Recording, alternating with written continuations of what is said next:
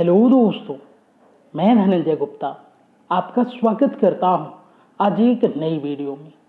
आज के इस वीडियो में चैप्टर बायोमोलिक्यूल से हम कुछ नया पढ़ेंगे।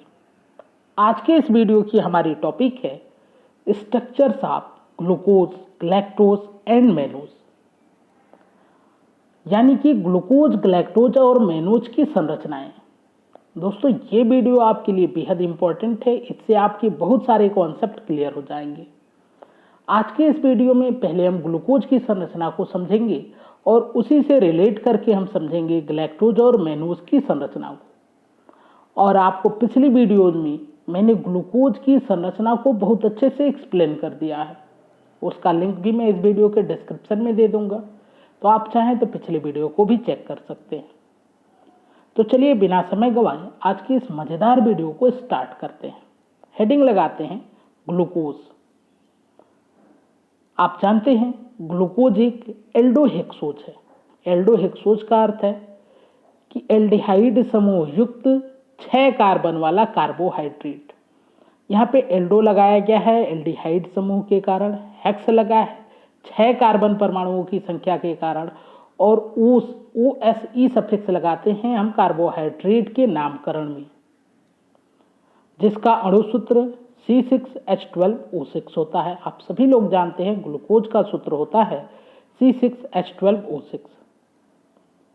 ग्लूकोज मीठे फलों में, शहद में उपस्थित होता है। पके हुए अंगूर में ग्लूकोज की बहुत अधिक मात्रा होती है, इसलिए ग्लूकोज को अंगूर की शक्कर या द्राक्ष शर्करा, इंग्लिश में हम कहते हैं ग्रेप शुगर। यहाँ पे द्राक्ष जो नाम है यह बहुत ही शुद्ध नाम है, या शुद्ध हिंदी आप कह सकते हैं ग्रेप के लिए, यानी अंगूर के लिए। यहाँ पर ग्लूकोज मुक्त अवस्था में पाया जाता है। यदि संयुक्त अवस्था की बात करें तो स्टार्च में, सेलुलोज में, सुक्रोज में ग्लूकोज संयुक्त अवस्था में मिलता है।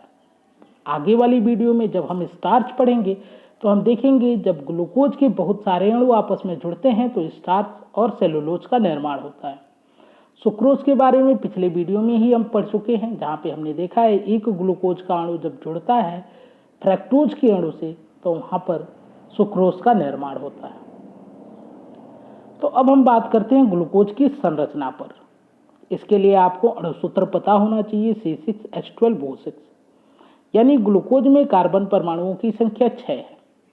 ग्लूकोज में ये 6 कार्बन परमाणु एक सीधी श्रृंखला में जुड़े होते हैं। तो देखिए यहाँ पर हमने 6 कार्बन परमाणुओं की एक श्रृंखला बनाई है। जो सबसे ऊपर वाला ग्लूकोज का ये कार्बन है, इसको हम एल्डिहाइड समूह बना देते हैं, क्योंकि अभी मैंने बताया ग्लूकोज एल्डोहेक्सोज है, तो पहला कार्बन जो होता है यह एल्डिहाइड समूह के रूप में होता है। तो देखिए कुल मिला के ये हो जाएगा CHO, जिसका स्ट्रक्चर ऐसे बनाया जाता है। जो सबसे लास्ट वाला कार्बन है, यानी कि जो छठा कार्बन है, सबसे नीचे वाला है, इसको हम CH2OH समूह के रूप में बनाते हैं। बाकी ये जो कार्बन परमाणु बच गए हैं, इनकी आप देख रहे हैं 2 संयोजकताएं कंप्लीट हैं, बाकी 2 संयोजकताएं अभी भी इनकम्प्लीट है। इनको हम कंप्लीट करते हैं हाइड्रोजन और हाइड्रोक्सिल समूह के द्वारा। इसके पहले हम यहाँ पर नंबरिंग कर देते हैं। आप जानते हैं क्रियात्मक समूह की तरफ से नंबरिंग करेंगे, क्योंकि क्रियात्मक समूह पहले आना चाहिए। तो 1 2 3 4 5 6, यानी कि ये होगा पहला कार्बन और यह होगा छठवां कार्बन। अब 5वें कार्बन की 2 संयोजकताएं पूरी हैं, तो 2 संयोजकताओं के लिए हम एक तरफ OH को लगाएंगे, एक तरफ H को लगाएंगे। लेकिन यह बात आपको बहुत ध्यान रखना है कि OH किधर लगाएं, H किधर लगाएं। तो OH को आप दाहिने तरफ लगाएं, H को बाईं तरफ लगाएं। और ठीक ऐसे ही आप दूसरे कार्बन पर OH को दाहिनी तरफ लगा दें, H को बाईं तरफ लगा दें। अब इसका उल्टा कर दें, OH दाहिनी तरफ है तो OH बाईं तरफ कर दें, और तीसरे का उल्टा चौथे पे कर दें, फिर OH को दाहिनी तरफ और H को बाईं तरफ कर दें। इस संरचना को हम कहते हैं D+ ग्लूकोज की संरचना। ऐसे ही ग्लूकोज की एक L संरचना होती है, जिसके बारे में आप पिछले वीडियो में, जो कि मैंने डिस्क्रिप्शन बॉक्स में लिंक दिया है, वहां से आप चेक कर सकते हैं। यहाँ पर D संरचना को याद रखने का आप एक ट्रिक ध्यान में रख सकते हैं कि जितने भी कार्बन हैं दूसरे से लेकर 5वें तक, सब पे OH को हम दाहिनी तरफ लगाएंगे, लेकिन तीसरे पे बात को उल्टा कर देंगे, यानी OH को बाईं तरफ कर देंगे। और इसको आप ध्यान रख सकते हैं कि 3 जो नंबर होता है ये खतरनाक नंबर होता है। 3 जो होता है काम बिगाड़ने वाला नंबर है। तो यहाँ पे काम बिगड़ गया है, OH की व्यवस्था उलट गई है। या फिर आप ऐसे ध्यान रख सकते हैं कि जितने भी हेक्सोज होते हैं हमेशा उनके तीसरे कार्बन पे व्यवस्था उल्टी देखने को मिलती है।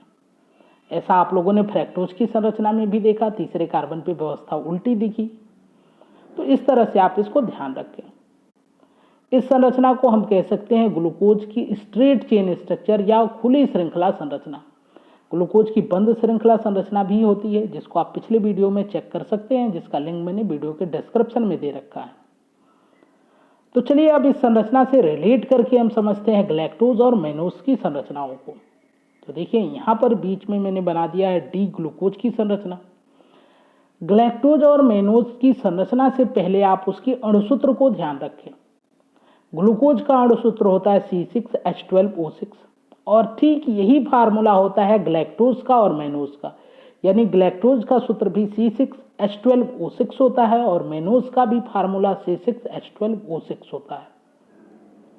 तो यदि हम ग्लैक्टोज को बनाएं, दूसरी बात आपको यहाँ पे ध्यान रखना है बनाने से पहले कि ग्लैक्टोज भी एल्डोहेक्सोज ही होता है, इसीलिए मैं ग्लूकोज से इसको रिलेट करा रहा हूँ। तो जब ग्लैक्टोज आप बनाएंगे तो वो काफ़ी हद तक ग्लूकोज से मिलेगा। तो देखिए यहाँ पर मैंने ग्लैक्टोज की संरचना बनाई है। यहाँ पर हमने D+ ग्लैक्टोज को बनाया है, क्योंकि D+ ग्लूकोज से हम मैच करा रहे हैं, इसलिए D+ ग्लैक्टोज को बना रहे हैं। तो यहाँ पर भी जो पहला कार्बन है यह एल्डिहाइड समूह के रूप में होता है। यहाँ पर 6 कार्बन परमाणुओं की सीधी श्रृंखला होती है, यानी कि यह एल्डोहेक्सोज हो गया। एल्डिहाइड क्रियात्मक समूह और 6 कार्बन परमाणु, तो एल्डोहेक्सोज हो गया। देखिए 5वें कार्बन पे OH को हमने दाहिनी तरफ रखा है, दूसरे कार्बन पे OH को दाहिनी तरफ रखा है, तीसरे कार्बन पे आप जानते हैं व्यवस्था उल्टी हो जाती है, तो हम OH को बाईं तरफ कर दिए हैं, H को दाहिनी तरफ कर दिए हैं। यहाँ पर आप देखिए चौथे कार्बन पर भी हमने OH को बाईं तरफ रखा है। बस यही अंतर होता है ग्लूकोज और ग्लैक्टोज में। आप ग्लूकोज के चौथे कार्बन पर OH को दाहिनी तरफ देख रहे हैं, ये मैं बात कर रहा हूँ डी ग्लूकोज की। तो यहाँ पर आप चौथे कार्बन पे OH को दाहिनी तरफ देख रहे हैं, यहाँ पे आपने देखा चौथे कार्बन पे जो OH समूह है यह बाईं तरफ है। बस यही चौथे कार्बन का एक अंतर है, बाकी ग्लूकोज और ग्लैक्टोज में कोई अंतर नहीं होता है इनकी संरचनाओं में। बाकी इनके रासायनिक गुणों में काफ़ी अंतर होते हैं, लेकिन यहाँ पर आप देखिए संरचना में बस यही एक अंतर है चौथे कार्बन पे H और OH की व्यवस्था का। तो ध्यान रखिए ग्लैक्टोज में चौथे कार्बन पे H और OH की व्यवस्था बिगड़ जाती है, यानी कि OH को फिर से हम बाईं तरफ रख देंगे और H को दाहिनी तरफ रख देंगे, जैसा कि हम तीसरे पे कर चुके हैं। अब ग्लूकोज की संरचना को हम रिलेट करने की कोशिश करते हैं मैनोज से। मैनोज का अणुसूत्र C6H12O6 होता है और मैनोज भी एल्डोहेक्सोज होता है, यानी कि क्रियात्मक समूह एल्डिहाइड होगा और 6 कार्बन परमाणुओं की श्रृंखला होगी, यानी एल्डोहेक्सोज होता है। आप देखिए ग्लूकोज से इसकी संरचना काफ़ी मिलती जुलती है। यहाँ पे हम डी ग्लूकोज से इसकी कंपैरिजन कर रहे हैं, तो यहाँ पर हम D+ मैनोज की बात करेंगे। तो देखिए पहले कार्बन को हमने सेम रखा, लास्ट वाले कार्बन को सेम रखा, यानी ग्लूकोज के जैसा ही रखा। 5वें कार्बन की व्यवस्था जो है H और OH की वो ठीक है, चौथे कार्बन पे भी व्यवस्था समान रखा, तीसरे कार्बन पे आप जानते हैं उल्टा होता है तो उल्टा रखा। लेकिन यहाँ पर आप देखिए अंतर कहाँ है, दूसरे कार्बन पर। तो दूसरे कार्बन पर OH को हमने यहाँ पर ग्लूकोज में दाहिनी तरफ रखा है, जबकि मैनोज में बाईं तरफ रखा है। तो अब इनको हम याद करने की कोशिश करते हैं। तो आप ध्यान रखें कि तीसरे कार्बन से नीचे वाला कार्बन यानी चौथा कार्बन और तीसरे कार्बन से ऊपर वाला कार्बन यानी तीसरे कार्बन के एडजेसेंट कार्बन पे ही व्यवस्थाएं बिगड़ती हैं। और आपको ध्यान रखना है जब ग्लैक्टोज की बात करेंगे तो तीसरे कार्बन के बाद वाले यानी चौथे कार्बन पे व्यवस्था को बिगाड़ना है। अब ये कैसे ध्यान रखिए, तो आप नाम ही देखिए, काफी बड़ा नाम आपको दिखाई देगा ग्लैक्टोज। तो ग्लैक्टोज एक काफी कठिन सा नाम दिखाई दे रहा है। तीसरे से बड़े कार्बन को लेना है यानी चौथे कार्बन को लेना है, और मैनोज में आपको लेना है दूसरे कार्बन को। तो यहाँ पे दूसरे कार्बन पे व्यवस्था को उल्टी करनी है और यहाँ पे चौथे कार्बन पे। इस प्रकार आपने देखा ग्लूकोज, ग्लैक्टोज और मैनोज की संरचनाएं कितनी समान है। इसलिए मैं बार बार बोलता हूं कि जब भी ग्लूकोज की संरचना बनाएं, आप पोजीशन को ध्यान रखें कि हाइड्रोजन किधर रखना है, OH समूह को किधर रखना है।